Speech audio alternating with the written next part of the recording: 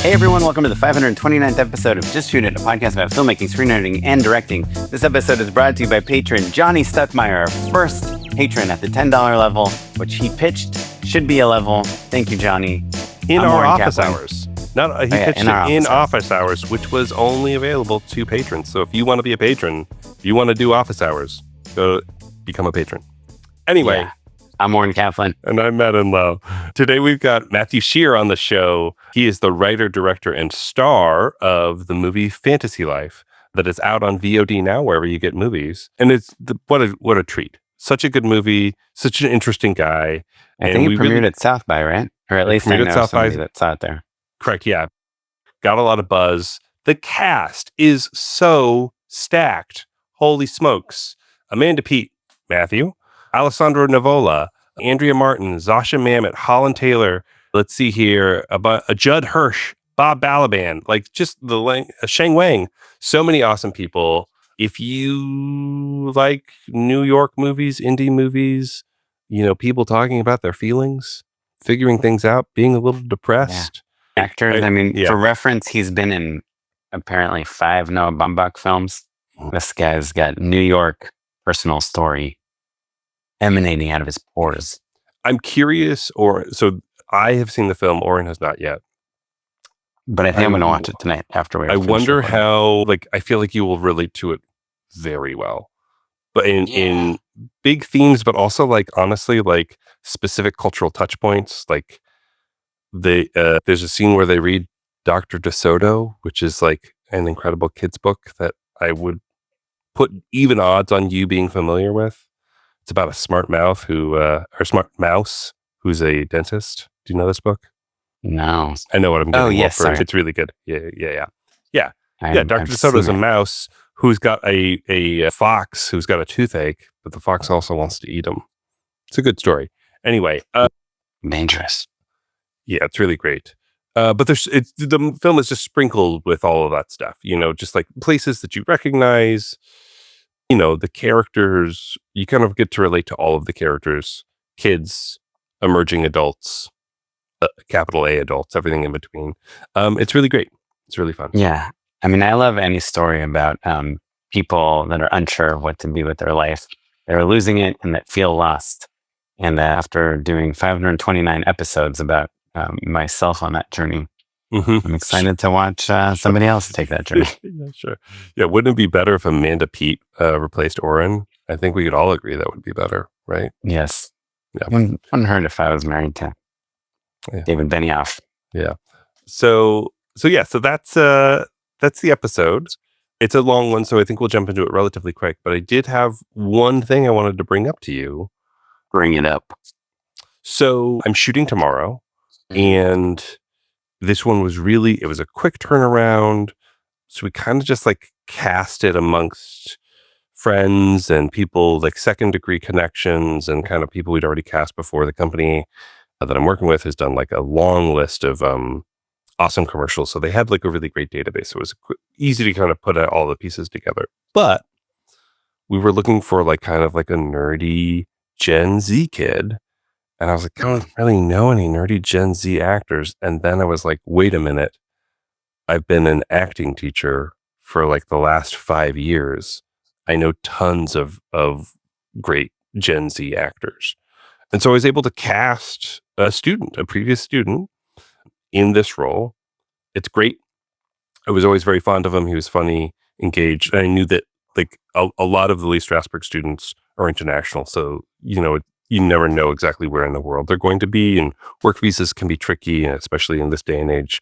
Kids have been pretty frustrated by that, but I knew this kid was a local. He was an Angelino studying at the Lee Strasberg Institute. So I was oh, this is perfect. This can be a quick one. And so I told you off mic, at first he turned us down because he had previous commitments, and I had to call him and be dude, cancel your plans. What are you doing? And he was oh, shoot, you're right. I will. Which just speaks to a sweet, naive, goofy 23-year-old kid. But I was thinking that at lunch, I would make a video with him. I would interview him as a previous student who was cast and is seeing the process that I talk about in my class all the time, I could be like, hey, student, how do you understand this experience through the lens of the class? So I'm It sounds like a curious. Jordan Brady style testimonial about a testimonial, how great your class is. But it's not about set, how singing in action. So this is the actual question. What questions would you ask this student that would get like useful and meaningful answers, right? Because yes, absolutely, it would be nice if he was like, oh, Matt told me about this thing and I didn't really understand what he's talking about, and now I see it and it's real. Like that's valuable, I think, just to kind of like reinforce, because I think sometimes kids don't really believe like that directors have to go talk to client or agency or all the things I talk about. And then sometimes I have had students who were background or whatever, and they're like, oh, that is what you were talking about. Now I see it. But are there things I should ask him in this video that you think would be illuminating to other students if I were to play this video in future classes? Is this his first time being on a real set? I think it's his first time being on a real commercial set. So I would argue that this is like a lower budget commercial, and I'm sure it is the biggest. I wouldn't be surprised if it's the biggest budget thing he's ever been on, for sure. Yeah. Well, what could you ask him? Yeah, I mean, to me, sometimes these questions are obviously good questions, and then they just get really bad answers. Sure. But to me, the obvious question would be, how does being on the commercial, how is being on the commercial set different than other sets you've been on? Great. And that's great. What's surprising, and what is what's your favorite part? Maybe keep it positive. Yeah, that's great. What's surprising and what's difficult? I do find that in commercials, really experienced actors are fine with doing 50 takes, and newer actors get a little either nervous or uncomfortable or lose their confidence on take 4 because they don't know why they have to do so many takes. And I know you talk about this too, but I'll prep the actors in advance, when they're in hair and makeup, be like, have you done a commercial before? We do more takes, or this one's really technical, so we're going to do way more takes than you're expecting. That doesn't have anything to do with your performance. We just have a lot of stuff we have to dial in. This one, honestly, he'll probably shoot for 20 minutes tops. Right. In which case he'll be like, I didn't really do much. So I'm done. Oh, okay. Yeah. I never say have you ever done a commercial before? But I will say I'm sure you've done this a ton, but just so you know, with this client, they really like a lot of takes. When they're movie stars, I say it, or TV stars, because you'll be like, have you done a lot of commercials? Yeah, exactly. When it's their experience isn't in question, obviously, but I'm trying to highlight the difference between a commercial and a TV show. Right. You're like, it's going to be annoying, but they're going to ask you to smile. Yeah, while you're saying your lines. I do say that. Yeah, I'll be like, it's not me, it's them. Try and get one without it first. If I give you any bad direction, it's coming from the client and agency. I give you any good direction, it's coming from me. Yeah. Yep. I have a t-shirt that says that. But well, cool. I'm excited to see that video. I'll tune in. Yeah. Well, see, I think those are solid questions. I think I'm trying to think of I like your point about keeping it positive, but I am trying to think of what are the things he should be kind of looking out for that he can tell future students, oh, this thing was different, or it's hard to know how intimidating it might be, or how many, I don't know. It's hard for me to get into the head of an actor, right? So we'll see. Well, it'll probably be a long and rambling video. It'll be fun though.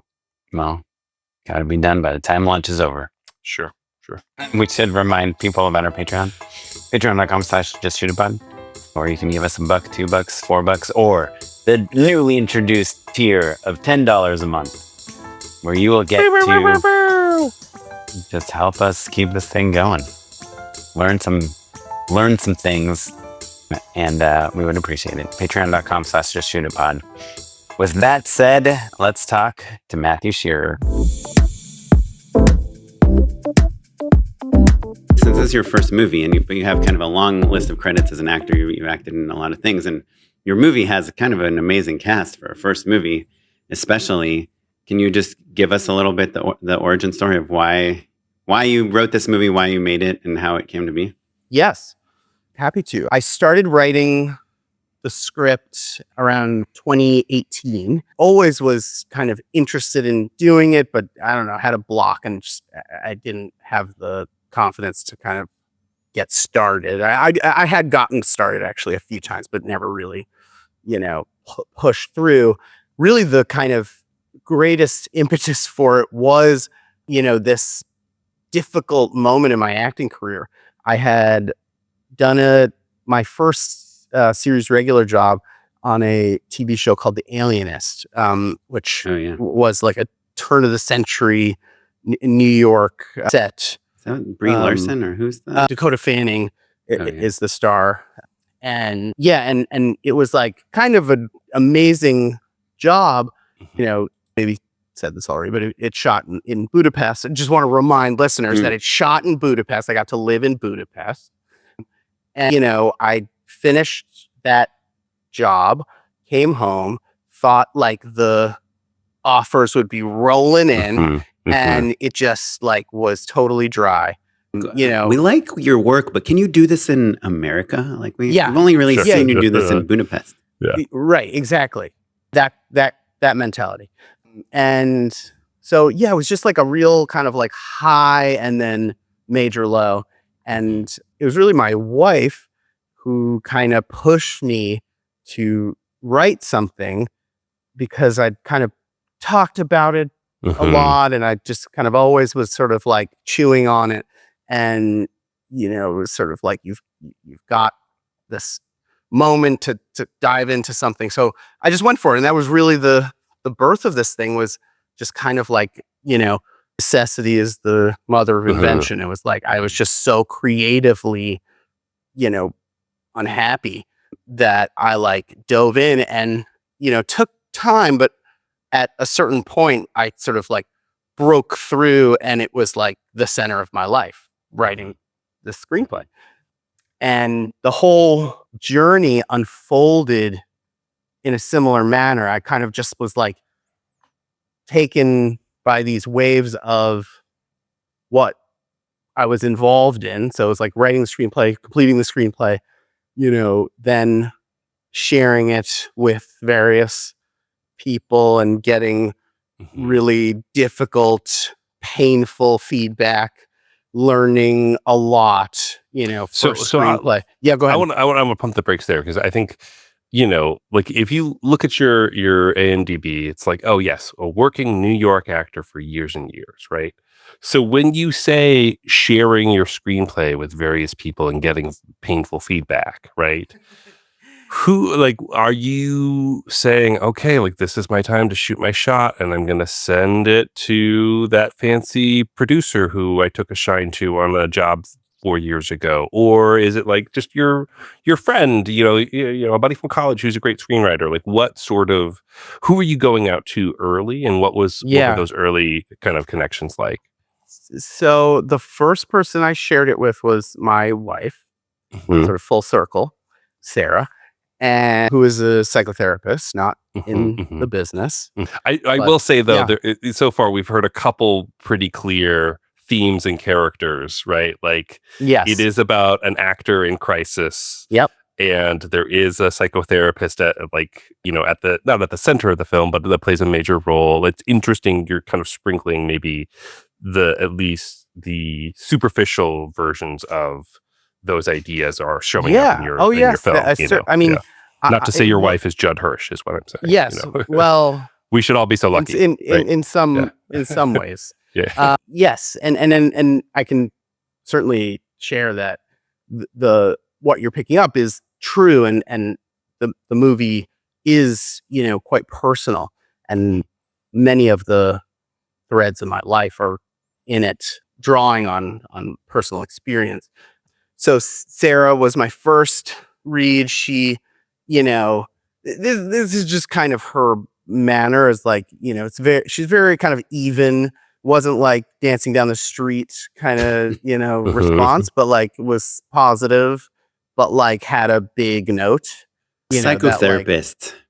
Yeah. Doesn't it should be about speak them. like a psychotherapist. Right. Yes. It Yeah. should really, and this should, Yeah. Judd Hirsch should be a woman. Yeah. Wait, were you handed it to her and you're like, this is going to be awesome. She's going to say it's perfect. Oh, yeah. Make Yeah. it tomorrow. You were like, this is my final draft. Here you go, honey. Yes, that's a theme. Enjoy. That's a theme in the whole experience for me. It was like, my director's cut was Yeah. perfect. And they're like, Yeah. Matthew, it this was is like, yeah. still log color space. And I kind of think that that's a valuable, at least for me, a valuable way to go for it. Like just to really put everything into, your latest iteration of something and not hedge. And then, but then you are susceptible to Sure. being crushed. I love that so much though, because it's so often like you'll kind of like you'll be like, I think this is most of the way there, right? But there's vulnerability in being like, no, I think this is the best I got. Right. You know what I mean? Yeah. And Yeah. I wonder if maybe that's a little bit of an actor's mentality, right? It's not like on take 2 or 3, you're like, oh, I'm going to hold back. Take 4 is when we're really going to get started. Like you're putting it out there Yes. pretty quickly, as soon as you Yeah. can, basically. Yes. That's interesting. I think you're right.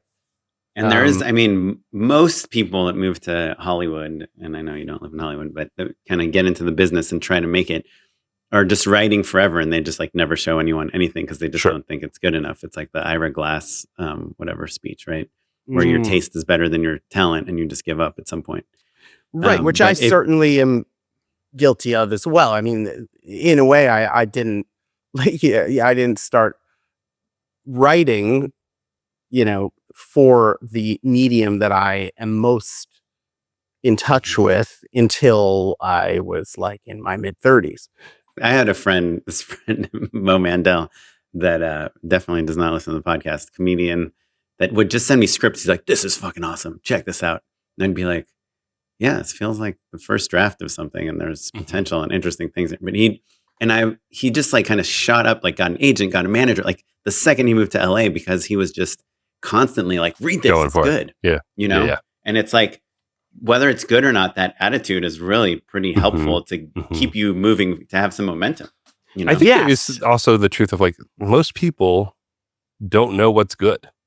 Do you know what I mean? Like, so if someone is like, this is good, they'll be like, I'll take your word for it, I guess. I'm like, actually, I guess it is. Great. Not Okay. bad. Awesome. Yeah. Yeah. And just to quickly fast forward to, the moment I met the producer that really, got this started with me, it was just like bloody trail of passes, Sure. for a long, long time, like sometimes nice passes, but, it was just this like, yeah, we love it. It's just not for us right now. Yeah, right? yeah, exactly. Yeah, that okay. kind of Great, thing. thanks. And just to your point, like most people don't know what's good. Not to say that, these many people just couldn't, just didn't get it. But there is like a wisdom in that if you really believe that something is good, and you maybe confirm it in one way or another with people you trust, some sort of outside validation. Yes, there is sort of a like, okay, just keep going. Couldn't help noticing, I did some math, that you were in at least 2 Noah Baumbach movies.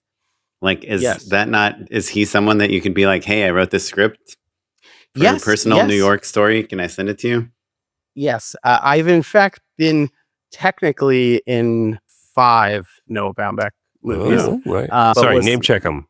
I'm curious. Okay, now I'm insecure about the number, but I was first in Mistress America, and then While We're Young, which actually came out before Mistress America, but they were shot. Mistress America was shot before. Sure.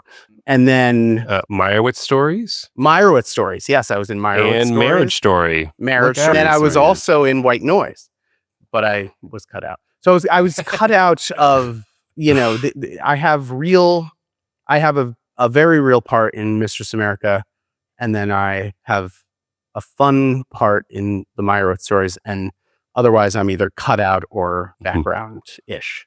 Yeah. Great. Okay. So anyhow, that's all to But say that's that still 5 movies. But from yes, the same five time. movies with a real, one would guess that's probably a real relationship at this point. it's right? a real relationship, and we're fond of each other, and I've learned a lot from him, both just by being on set, and kind of getting a good feel for how he works. Like, what are some things that he does that you've stolen? Like, what are some of your favorite Baumbach-isms? I think my favorite Baumbach-ism, his style directing actors. Noah's like a filmmaker who generally does, can easily do 30 to 40 takes per setup, sometimes more. I would get bored after like 20 takes. I'm like, Yeah, I don't know know. how to make this any better, guys. Like, Yeah. Is that for the sake of like perfection or for discovery? I think it's both. And this is part of what I learned from him, and what I understood about this process, which he doesn't explain to you, or he didn't to me, but eventually it just sort of clicks in, or it has to work for you as an actor in some capacity, or you'll collapse. But what I absorbed was this way in which you can do a take that somehow doesn't have a lot of pressure in it. Kind of the opposite of what Matt was saying. Like, you might you might hold it back for take 8. Yeah, right. And it's just this like kind of incredible space to, you're on the one hand rehearsing, and on the other, like having this opportunity to, go off and try something. And Noah is really good at giving, really light touch suggestions, and he's never intrusive as a director in terms of the way that he, is sort of guiding a performance. And even as a writer, because you think of him as like, writing these kind of pretty great characters, and you would think as a director, maybe you'd be like, the way I was thinking of it is that he's upset about this thing. And like, is it lighter than that? Like, not really telling you? Oh, I mean, there's his intention? no, like, not a word of analytical conversation about the character or the scene or what's happening. I remember on Mistress America, I didn't even get a script. Like, I would get pages. I think they were still writing it as we were shooting. We get pages, and early on, we got pages, and I sort of didn't know when this scene was happening, and it just turned out that it was like the second to last scene in the movie, and so all of this stuff had happened that informed that scene, but like I just didn't know about it, And you found that helpful? I don't know. I mean, yes, in a way. I mean, it was just sort of like, it was almost like he withheld information that he felt I didn't need to get the performance right, which is kind of like crazy. But anyway, yeah. But like, I definitely took that spirit with me, and I was really excited to give actors space and let them find things and kind of come in when I felt like I could be helpful. The other big question that's been on my mind is you play a character that is, especially in the very beginning, like falling apart, right? Like you get fired, and then you have a nervous breakdown where you fall down and hit your head. Or a panic attack, pardon me, right? You're in a deep depression. So your character is in a funk and is not in any way, shape, or form, in control, a commanding presence, right? And you are both the writer, actor, and director, right? So you have to go from like, dropping things and like being unsure around children to, calling cut, and then being like, okay, you have to put on your director hat and then be in control of a crew of technicians and professionals and craftspeople, and then slip back into it. So that code switching is what I'm the most curious about. And how do you think your character affected your process? Just to tell us about the approach of playing a character that is so nervous and then needing to helm the ship of your first feature. That's a good question. I've been thinking about it all day, Matthew. So thank you. Well, I haven't heard it. What's coming to mind is, the reality of, where I am as, a 41-year-old person now, and however old I was when we were shooting. And the character is inspired by a younger version of myself, a person who, was not exactly in control of my emotions and circumstances, and, being kind of blown by the wind into, various hijinks. And I was really drawing on that sense of myself for the character. And also in the script, the sort of mental health struggles that, Sam, my character, goes through, and, and then Amanda Peet's character are a reflection of, my experience to a certain degree. But when I was younger, in my 20s and, late teens, was really when it was like, first hitting me in a way that was like a little out of control and needed to be kind of sort of confronted. And fast forward, now I'm in my early 40s. I've got 2 kids. I have been working as an actor a long time. I've sort of had my ups and downs. I do have, certainly was like frightened to kind of take this on, but like I'm right now in a very different place than the character. So as an actor, I was sort of entering a different zone than, where I was as a director. Yeah. So what I'm hearing is like you kind of have the confidence of like someone who's been through stuff and figured out ways to tackle it. But you're entering at the end of the movie, but you're acting like you're to the beginning of the movie, basically. Yeah, that's a good way to put it. Yes. Yeah. So when you yell cut, or whoever yells cut, because I don't know if the actor that is in their own scene is like, cut. Do you watch playback, or do you say to the DP, how'd that look? And they're like, great. You're like, great, let's move on. Or I want to try one other thing. I'll first say I took great satisfaction yelling cut, like while in a scene. Did you really? You should try it. Okay. It's great. I usually watched playback, maybe not immediately, if I felt it was getting into the right zone, maybe like get a few more takes in and then watch, a couple takes and then sort of regroup. Cool. Yeah, love that. So, I mentioned, I think maybe off mic, my wife starred in a movie that she directed, and she would always remark on the days when she had seen like most of the scenes she wasn't in, and how it felt like a vacation. She was like, "Oh, this is great. I get to focus." Did you have moments where you felt that way, or does that ring true to you? What was the experience of like pure directing versus acting, and did you have a preference? Yes, I am totally with your wife on that. It was like such a pleasure to direct and not act. And there certainly were scenes that I hadn't, a very involved and great time doing as an actor, but it was also kind of more in the zone of being an actor. I mean, it was, just being an actor in the way that I've been an actor.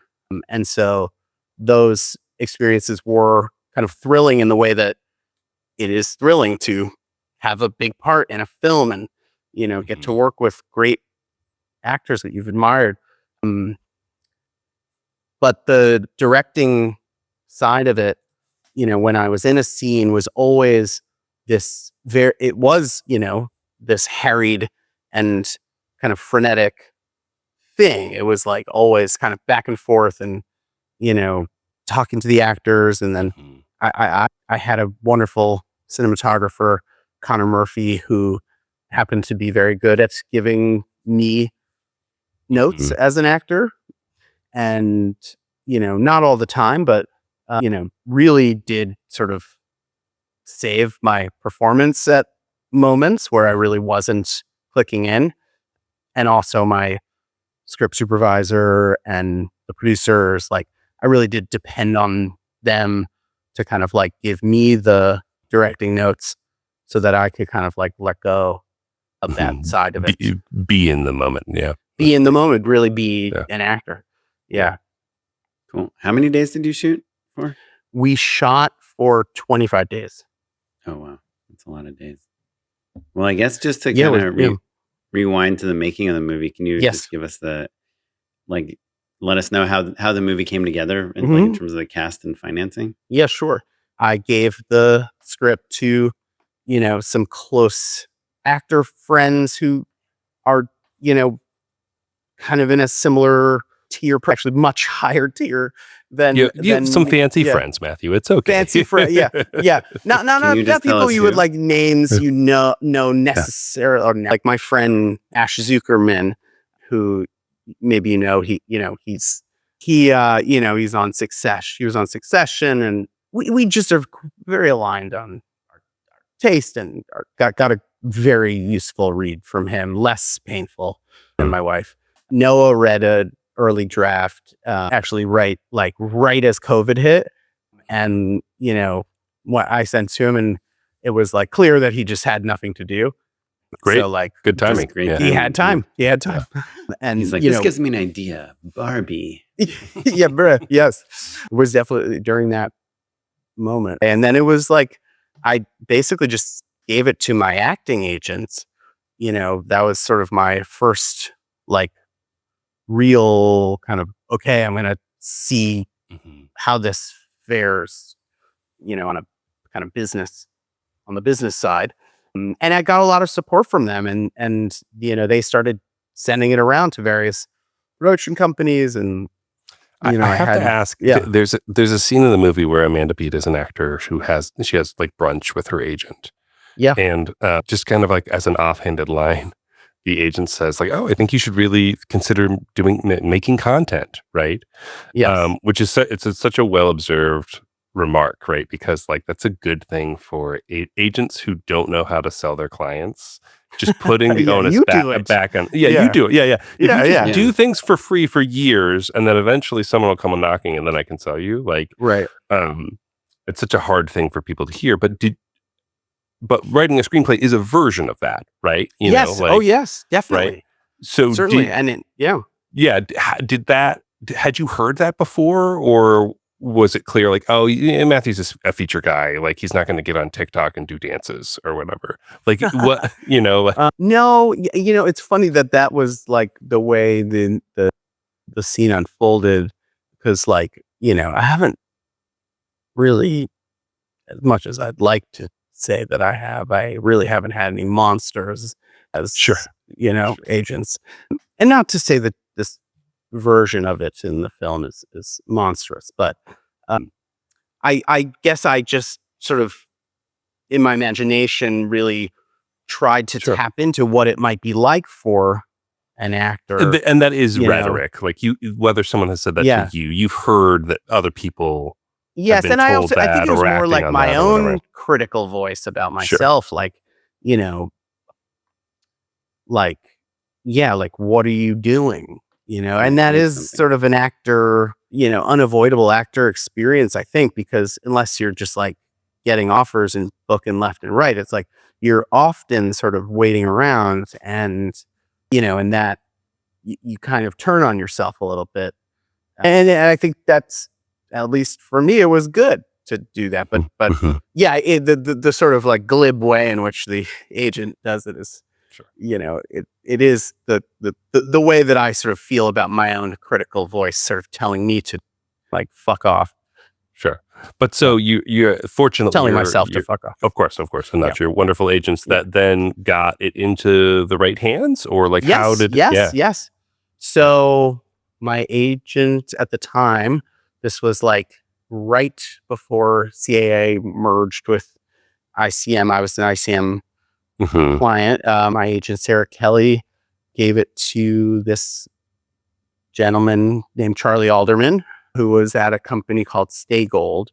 And he, it was just like my first, I'd had other sort of positive meetings, but nothing really, that sort of panned out. And Charlie, was very clear up front that it was like not something they could do, but he just loved the script and he really wanted to kind of like dig in with me on what was happening with it and can he help me and do I want to direct it? And at that moment, were you planning on directing it?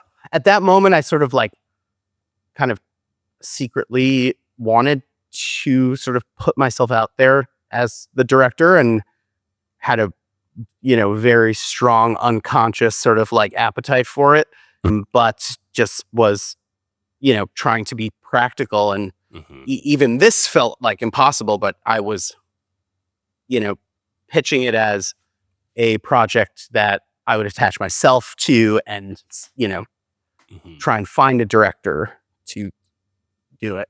And it was really this initial conversation with Charlie that kind of tipped me in the direction of like, this is, a very personal and kind of like unique story that should be directed by the writer if you can, especially if you're acting in it. And he really did articulate the actor, writer, director thing as a like engine for moving forward. And it kind of like lit a fire for me. And I like, I just sort of did everything I could to learn as much as possible about directing and read, lots of books by directors that I love. What was your favorite? What was the one that stood out? Yeah. The one, let's see. I would say this is sort of like a highfalutin rec, but it really inspired me. But Andrei Tarkovsky's Sculpting in Time, which, I'm not even like, I do love some of his movies, but I'm like not, throwing on a Tarkovsky movie, after we get off the crack open a beer. Right. Like, yes. But what was kind of, I think, particularly useful about it was he was between projects when he wrote it and what kind of waiting around to get the next thing going. And he just wanted to kind of reflect on what he thinks, makes cinema and what are his principles. And I just like totally connected to it. And, and then various other ones too, like Sidney Lumet's book, Making Movies, it also has like a technical side to it that I found really useful. Just explained very like, coverage and lenses and, just like very clear, straightforward guidance by, like a master. Sure. I'm curious, actually, bringing up the, kind of those technical issues. Yeah. Was there something that you were worried about, right? Like as an actor, you're on set all the time and you're seeing everything, but no one's ever saying like, hey, Matthew, the reason that we're doing this is because of X, Y, and Z. And then in the edit, we're going to do this. Like it's not always spelled out to an actor. It's just kind of swirling around you. Yeah. Was there something that was mysterious that you were like, gosh, I really don't know how this part's going to work out? Oh my God. Like so much.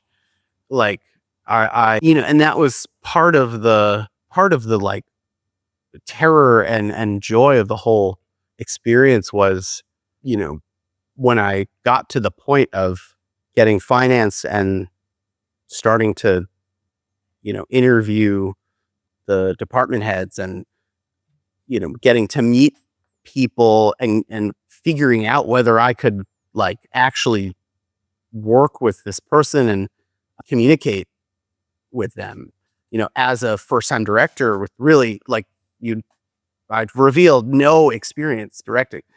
So that was one of the key elements that really gave me confidence, was meeting the department heads, that eventually, got the job. Maybe I'm patting myself on the back too much here, but I do feel I have a good sense of people and like whether they are nice and generous and collaborative. And so when I was able to sort of surround myself with these people who like didn't, weren't condescending and could work with a beginner and I could learn, that was like the turning point for, the terror turning into pleasure. Awesome. I stayed in touch with, here and there during this period. I also sent the script to our casting director that I've known since I was like 18, who, was the guy who put me in front of Noah Baumbach. And, the coolest jobs I've ever had have come from Doug Abel. Like there are certain casting directors that just get the cool projects and they have cool taste and like they're just in the right circles and you're like, someday I want them to cast my movie. Yeah. And it was like, he just happened to be the guy that I don't know any other caster. I mean, maybe a couple to some degree like Doug, but really Doug is the person that I kind of have the most, I have had the most contact with in my career. So it was like, he also cast Grand Budapest Hotel, Signs, Manchester by the Sea. Yeah. Oh my God. He's like Wes Anderson, James Gray, Noah. Yeah. M. Night Shyamalan. Like he cast you in Old. He's an OG. Yes. He cast me in Old. Anyway. Yeah. So he's just been a supporter of mine, and I sent him the script, didn't even have a producer at that time. I just thought like, I gotta get this going somehow, use all of the people that I have, a relationship with. And he read it quickly and said he wanted to help me. It wasn't like I'm coming on, but it was like, I think I can help you. And we started talking about, the lead female character, Diane, and sort of where to start. And we started sort of making kind of, like generating ideas. Lists. Yeah. And kind of like, oh, what about this person? Oh, I love that person. Yeah. He was sort of like engaging. And then a year after I met Charlie, he had left this production company, became an independent producer, called me and said, hey, do you want to like try and get this off the ground? And at the same time, I met through my agent, Ayala Cohen, I met a producer named Phil Keefe, who worked at Burn Later Productions, which is a cool sort of indie production company. They've done the Andrew Bujalski movies and sort of a fit in a way. And he ended up leaving that company soon after. But that company sort of started to kind of get involved and help. And Phil and Charlie and I formed a little trio. And with Doug, we started making offers to actors and, basically like had a letter writing campaign together. And when you say that, you mean like you're writing letters to the actors? To actors. Yeah. That was sort of one of my only tools. Can I ask a random question? Yeah. Is that the character that Amanda Peet plays is Jewish? Yes. Did that factor at all in who was on your list of actors? Because Amanda Peet is Jewish. Yes, she is Jewish. Yes, it did. I mean, it wasn't like, like Natalie Portman, Amanda Peet, and right. Someone else. Yeah. There are Jewish actors out there, turns out. Yeah, no, I was definitely interested in Jewish actors. And yeah, Amanda, like, when Amanda came up, it was sort of like a light switch for everybody.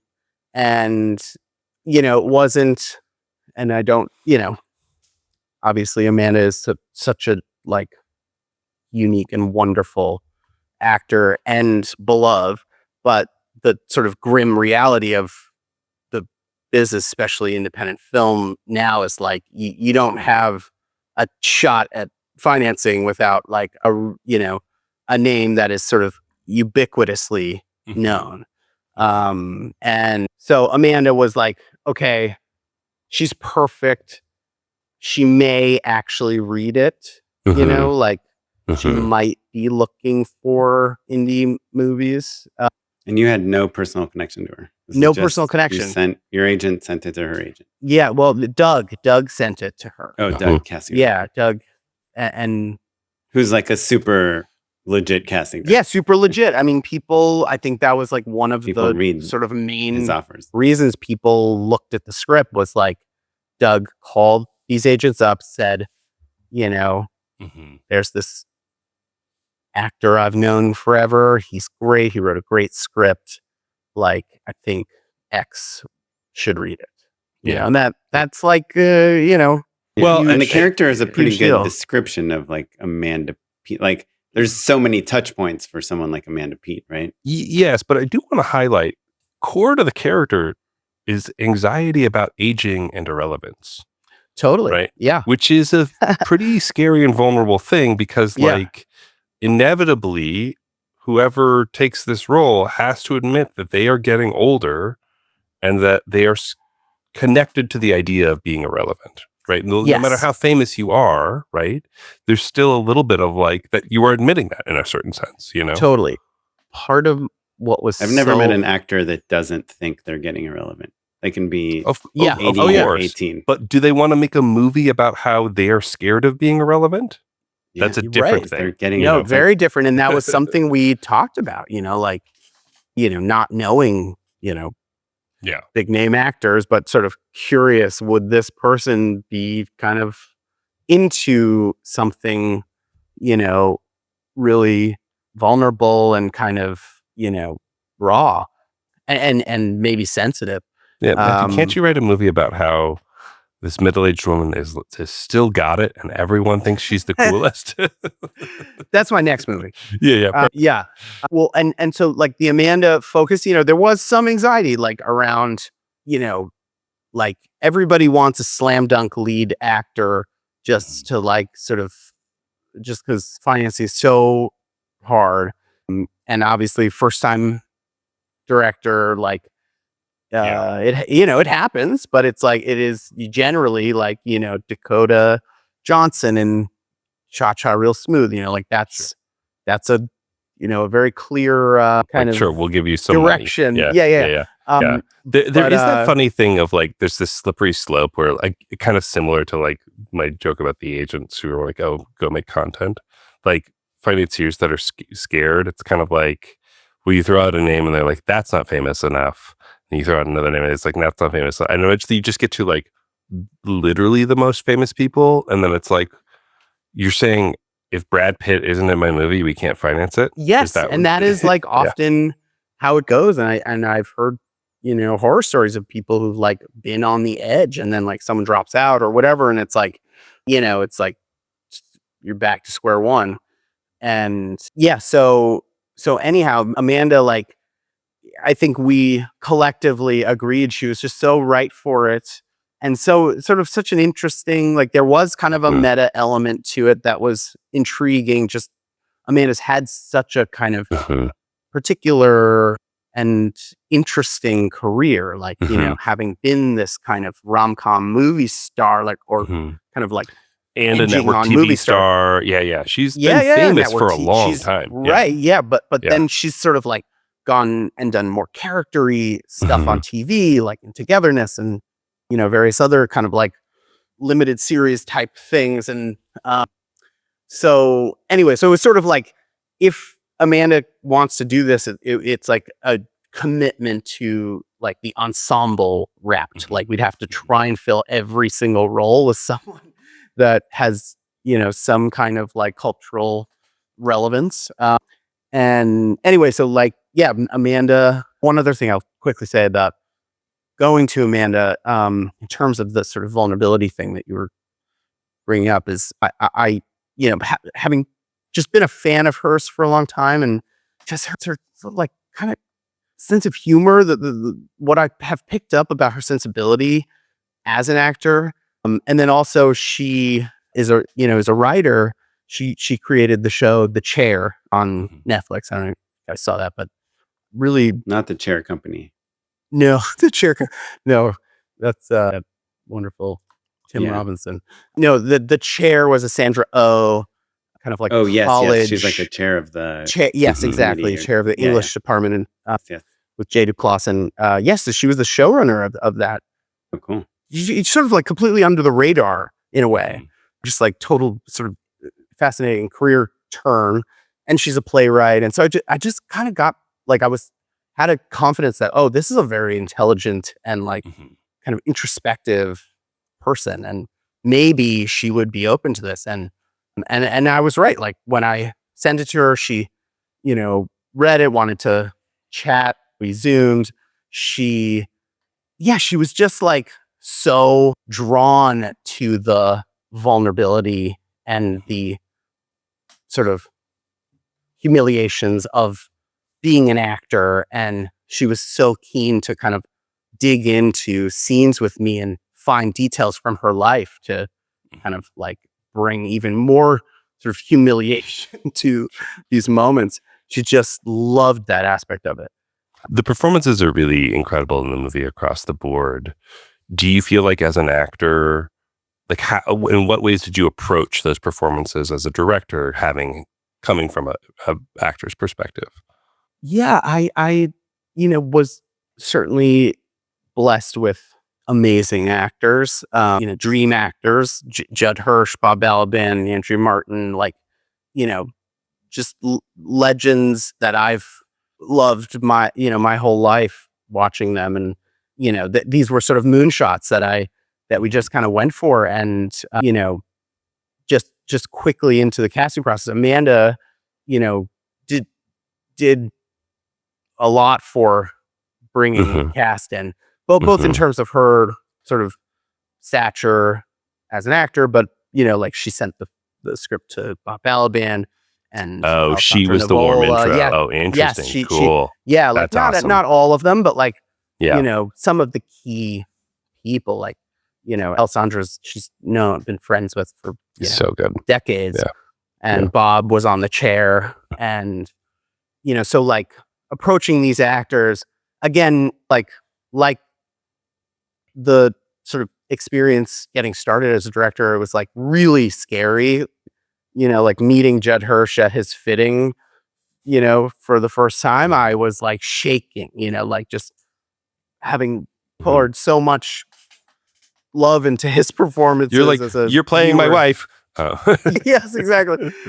And just finding with all of these actors, and I think this is maybe a generational thing, and like just the at that level, these are all of them, Judd included in this, initial meeting, was just like so unassuming and funny and kind of shticky.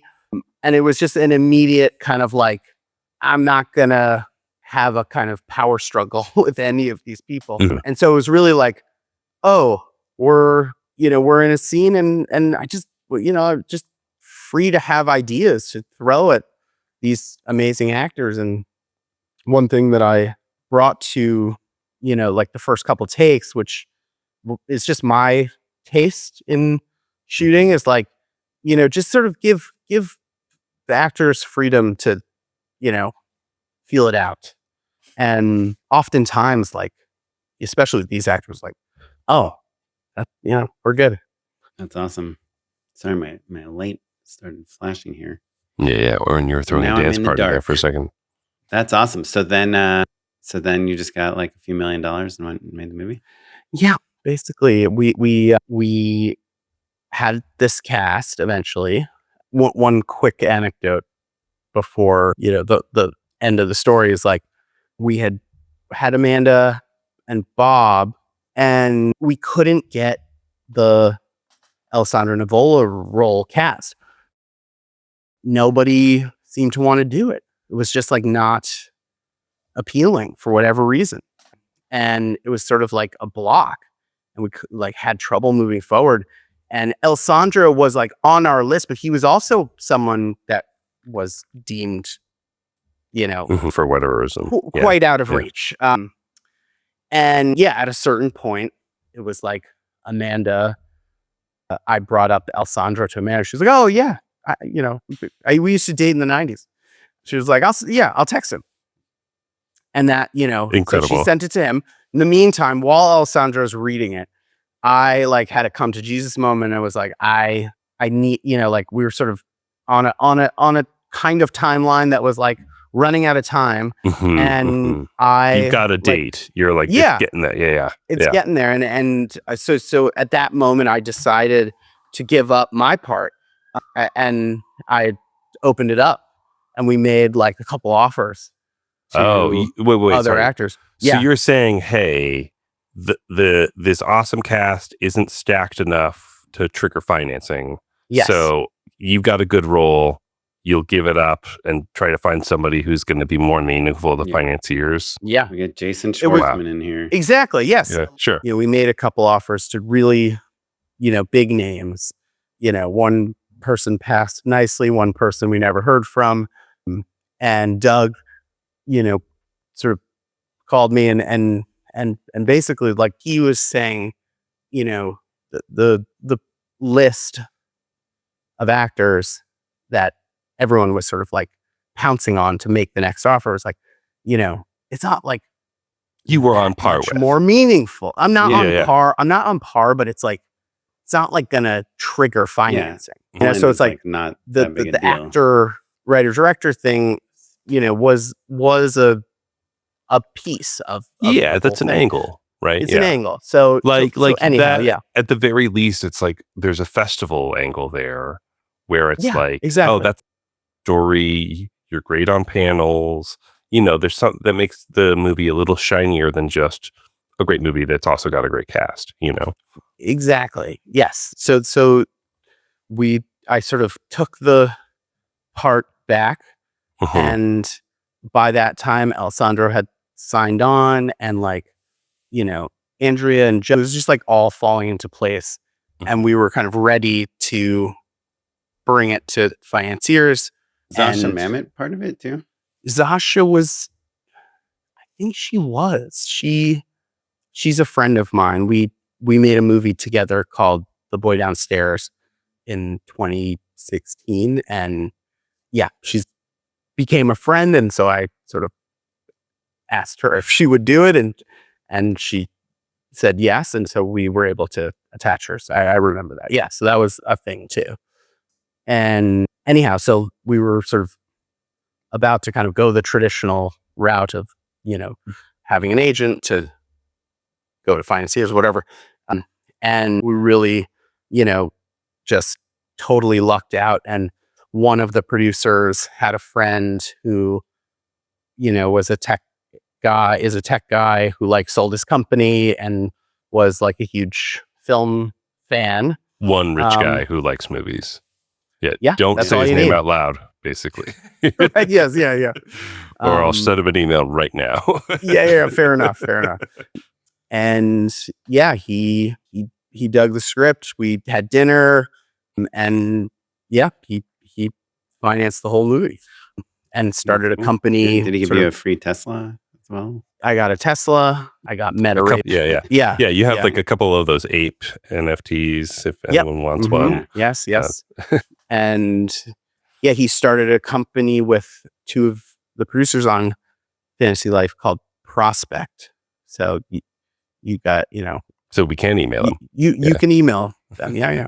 And he's, Greg Field. I'll say his name just because he is a wonderful producer and supporter, and like, what was truly a creative partner.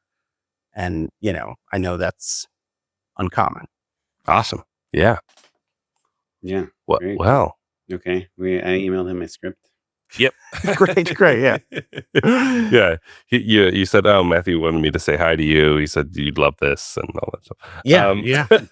I'm curious, looking back now, what's one thing that you are so glad you did and one thing you would do differently in making your first film? Gut level. Doesn't have to be a perfect answer, right? Yeah. Well, since I was just involved in telling you guys about this, I am really happy that I was able to play the part of Sam in the film. And it's, hard to imagine having a different experience with it. I at the moment, I was just really excited to be a director, and it almost eclipsed my sort of desire to act in the film. But yeah, I think I would have had complicated feelings about it. Sure. And then, one thing I regret was that that's the other. Yeah. So it was something you would do differently, maybe. Do differently. The first 2 days were the first scene of the first two scenes of the film, and then the second day was the last scene of the film. Yeah. Yeah. That's and like tough. my first day with Amanda was the second day, and it was the last scene of the film. And these are all very tough, like New York City locations. So it was like lucky that we even got them. One was must be tough with all your free permits. Right, exactly. Sure. Yes, that's true.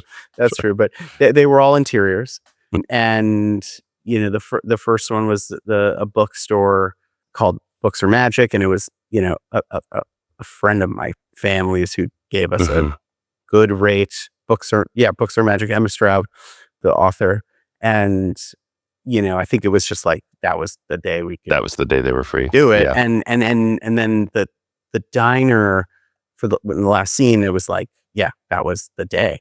It was just unmovable. And do you feel like now you'd be like, well, like I'll just find another location and rewrite it to that? Like, does it have to be a diner? Does it have to be a bookstore? Yeah. Well, listen, I learned so much from both scenes, especially in the edit, because those were, certainly the first couple scenes were some of the most challenging scenes to edit. And part of that was because I was so fresh and I was kind of leading my sort of directing with acting, because it was sort of the thing that I knew the most. And I sort of got like, my instinct was to go quickly, because I sort of, it was like a very ambitious day. We had 2 locations that were sort of close to each other, but like 2 real sets, and 2 meaningful scenes in one day.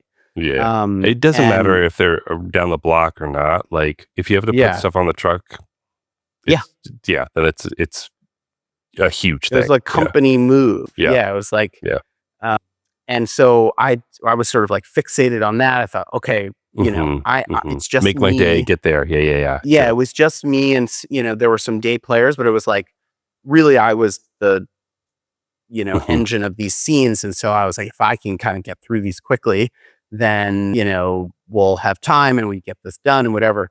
And I it wasn't like I was totally unhappy with the footage. It was just like I just needed more. Especially in the first 2 scenes, I just didn't give myself enough to kind of work with, to sort of play with. You're talking about time on set, or you're talking about no takes. Oh, takes. Takes. Yeah. Like I would do like 2 or 3 takes, maybe.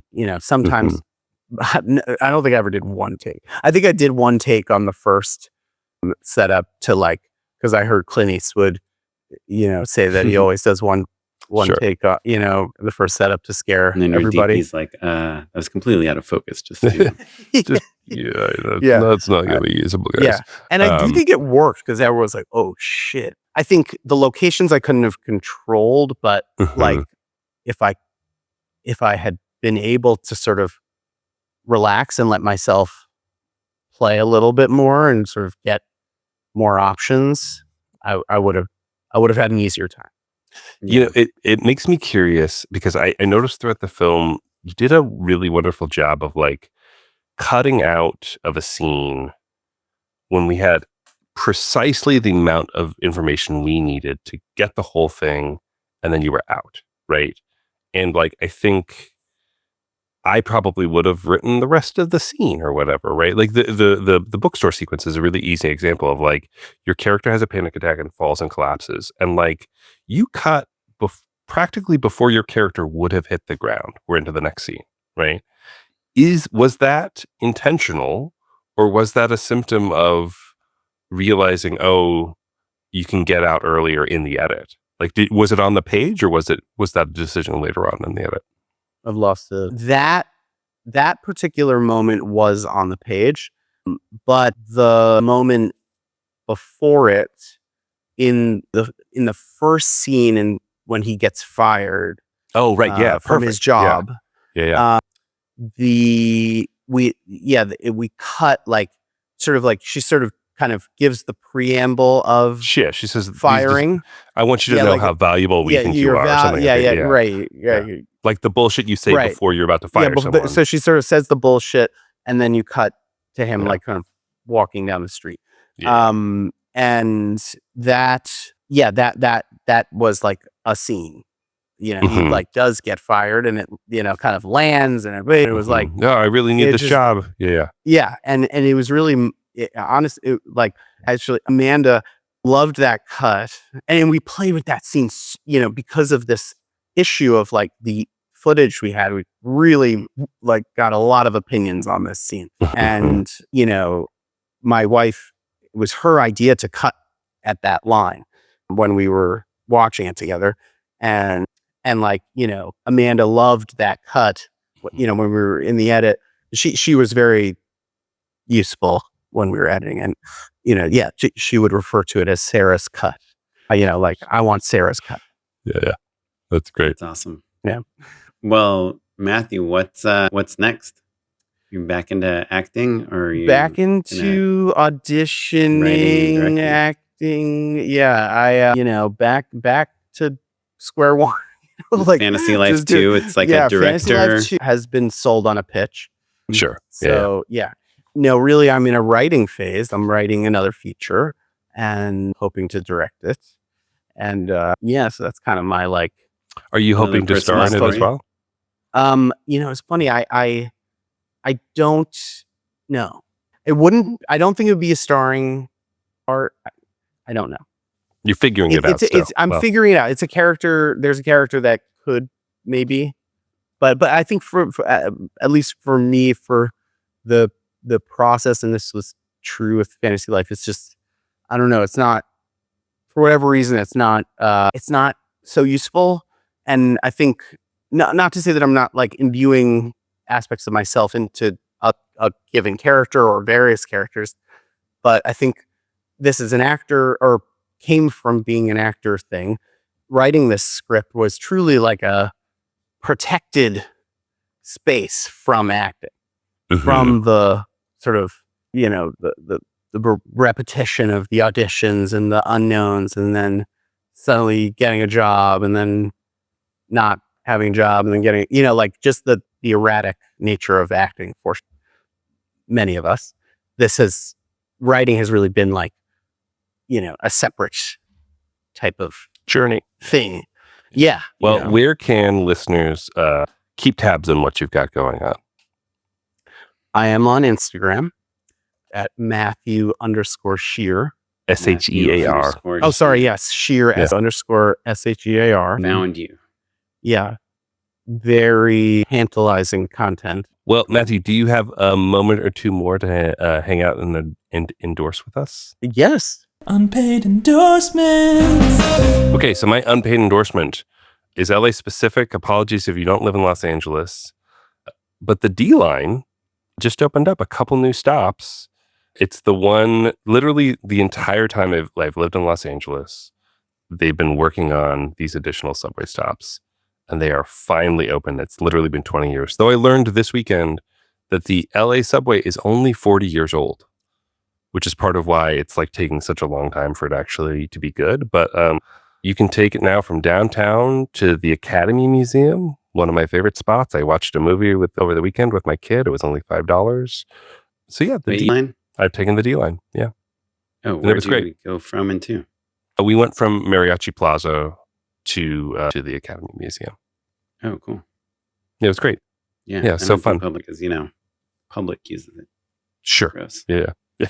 You're right.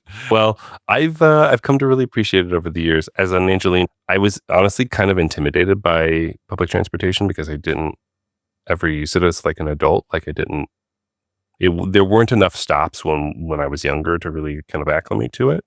And over the years, I've just gotten more into it, and it's been a real treat. And also, like, if you have kids, it's like a cool way to have them explore the city. It's pretty interesting. So the D-line, get off at the Academy Museum. You could even go to the Peterson Automotive Museum, LACMA. There's all sorts of stuff there. It's pretty nice. So that is my unpaid endorsement for the week. Matthew Shear, what you got, buddy? Yeah. Well, I liked your endorsement. I'm sort of Oh, I mentioned was very wholesome. They have Sorry, go Ride on. the D T-shirts that Wow. that went viral and sold out. I'm telling But, people that all the yeah. time, even before Yeah. the D-line existed. Yeah. I just Yeah, want to yell that. you have your bootleg Ride the D T-shirt. Okay, this is a unique one, and it came. I had a voiceover audition today, which is generally done at home these days. On the And microphone you're using right now, perhaps. yes, and yes, exactly.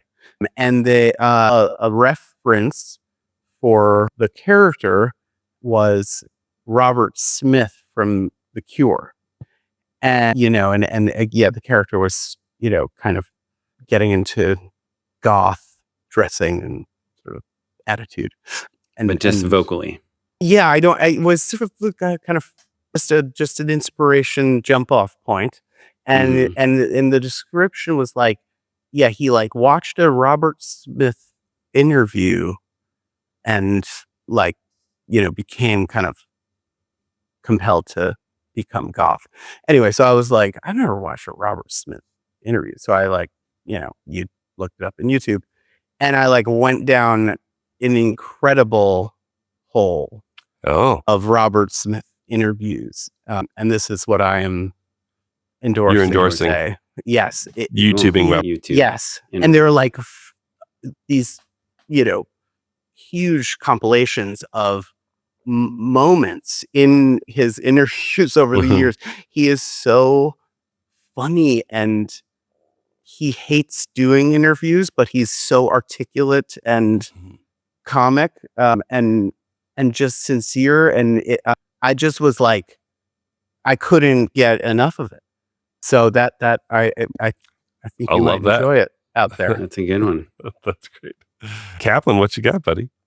Well, I guess just two quick things just from this last couple weeks. And one is just inspired by what you just said, Robert, like having a jumping off point. I was trying to direct this actor last week on a shoot to kind of just be like, I was trying to just have him go bigger, but keep the performance grounded, but bigger and faster and louder and more annoyed. And I just felt like it just wasn't going there. And then I was like, after like take 7, I was like, can you just give me like Costanza, the George Costanza version? And it was like perfect take. And sometimes, yeah, it reminded me sometimes just like a Seinfeld character is the best direction you can get. I love that. And my other useful thing is, I might have talked about this before, but whenever I travel to the East Coast, I have just a really hard time falling asleep, because I'm 3 hours, in LA, I go to sleep at like between 1 and 2 every day. And so when I'm on the East Coast, that's like, 5 a.m. And so I did this thing, which is instead of being on my phone in bed before I go to sleep, I bought a book and then I try to read it and then I like fall asleep within like 4 pages.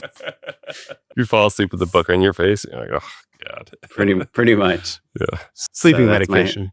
Yeah. If you want to fall asleep, read a book.